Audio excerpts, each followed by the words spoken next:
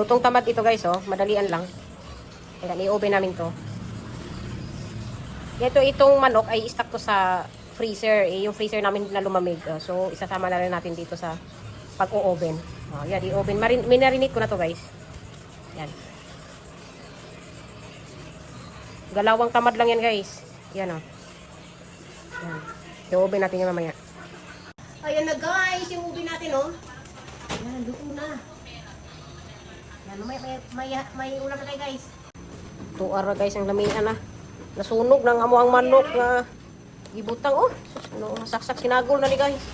Ano sana ni?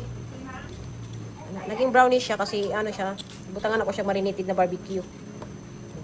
So pwede na tong manok siguro kaya nasunog na. Kuha na ni siguro, uling na ni sunod. Init pa ni balik. Kahit di pa kaya siya crispy guys, oh. Takang palibalik. So guys, sus kasarap na. Kuha na to ni manok guys, kaya nasunog na.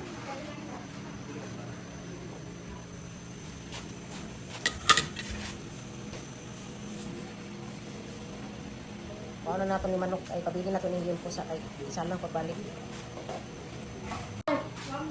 Ayan na guys, luto na yung po natin. Ayan guys. Luto na. Ayan, o.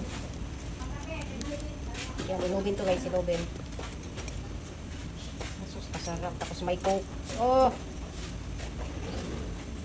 Ayan guys, may ulam na tayo guys.